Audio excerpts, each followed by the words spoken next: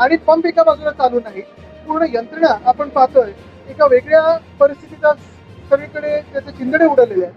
आणि तिसरी मला वाटतं ही घटना आहे जिथे मॅनहोल मध्ये या 2 दिवसात कोणीतरी पडलेलं आहे. परवाकडे जेव्हा मॅनहोल मध्ये एक व्यक्ती पडली, मला वाटतं बीएमसीचे ते कर्मचारी होते, महापौरांच्या समोर डोळे देखत पडली. महापौरांच्या मनात शंका आली की अरे हे याच्यात विरोधी पक्ष नाही ना कुठेतरी. म्हणजे तुम्ही विचार करा, एखादी मुंबईचे महापौर अनेक वर्ष तर मुंबईने महापौर पाहिलेत, कितीतरी दशक मुंबईने महापौर पाहिलेले, त्या महापौरांनी मुंबईच्या महानगरपालिकेच्या कर्मचाऱ्यांची काळजी असायची. त्यांच्या डोळ्या देखत जेव्हा तिथे मुंबई महानगरपालिकेचे कर्मचारी एका मॅनहोल मध्ये पडले, पहिलं तर रिॲक्ट कसं करायचं कळलं नाही. दुसरं म्हणजे त्यांच्यावर चौकशी लावली. विचारपूस करण्याची आधी चौकशी लावणारे ह्या पहिल्या महापौर असतील. आणि आज देखील अनेक लोकांनी सांगून, लोक ट्विटरवर सांगतात, लोक सोशल मीडियावर सांगतात की कचरा उचलला नाहीये, कुठे बॅरिकेड लावले नाहीत, कुठे मॅनहोल ओपन आहेत, तरी देखील काळजी मुंबईची नाहीये. ह्या महापौरांना फक्त आणि फक्त बांगलादेशची काळजी पडलेली आहे. हे आमचं दुर्दैव. पण आपण पाहिलं असेल काल पण त्या 2 लोकांना इलेक्ट्रिक्यूट झाले, 2 लोक शॉक पासून मृत्यू झालेला आहे. म्हणजे बसवर झाड पडून एका लहान मुलाचा मृत्यू होतो, शॉक बसतो, अंधेरी सबवे मध्ये पाणी तुंबायला लागतं, नवीन फिडिंग स्पॉट आलेले आहेत. एका बाजूला कॉन्ट्रॅक्टर सगळे ह्यांची खुश आहेत, आनंदात आहेत, पण दुसऱ्या बाजूला हे मुंबई लुटणारे भाजप हे भयानक परिस्थिती मुंबई आणि एमएमआरची यांनी करून ठेवलेली आहे. आणि अजून एक महत्वाची गोष्ट आपल्याला सांगू इच्छितो की जेवढे जबाबदार याच्यात महापौर आहेत, तेवढेच नगर विकासचे जे मंत्री आहेत, पळकुटे आहेत, जे स्वतः इथे उत्तर देऊ शकत नाहीत, एकनाथ मिंदे, ते पण ह्याला एवढेच जबाबदार आहेत असतील. ते पूर्ण व्यस्त असतील आमदार फोडण्यात, खासदार फोडण्यात, नगरसेवक फोडण्यात, विकत घेण्यात, दलालांच्या बरोबर बसण्यामध्ये.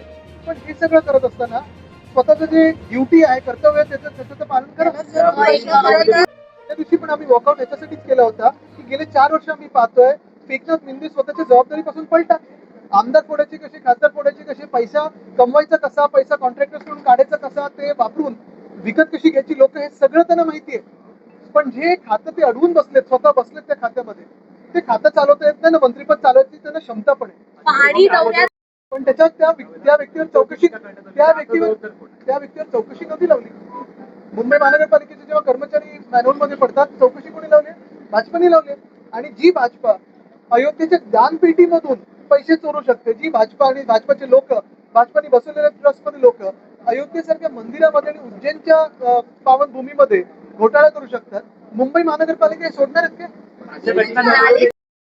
प्रॉब्लेम हाच झालाय की मिंदे गट आणि भाजप एकमेकांचे पाय कापण्यात एवढं व्यस्त आहे की मुंबईकरांची सेवा करण्यासाठी, महाराष्ट्राची सेवा करण्यासाठी यांना वेळ नाहीये. मिंदे गट, तुम्हाला मध्येही सांगितलं तर मिंदे गटाचं सुरू झालंय ऑपरेशन देवेंद्र फडणवीस.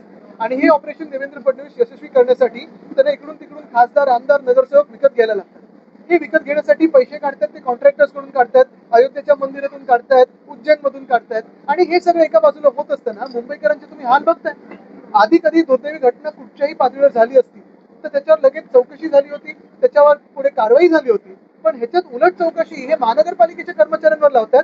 आज महानगरपालिकेच्या कर्मचाऱ्यांनी देखील का काम करावं या महापौरांसाठी? आपण पाहिलं असेल, किशोरीताई विरोधी पक्ष नेते तिथे जाऊन पाहणी करून, मागे परवा पण जी घटना घडली तिथे पण जाऊन आल्या. महापौरांना तिथे वेळेत पोहोचवण्याची भीती कदाचित महानगरपालिकेत असेल, कारण कदाचित त्यांच्यावरच परत चौकशी लागेल.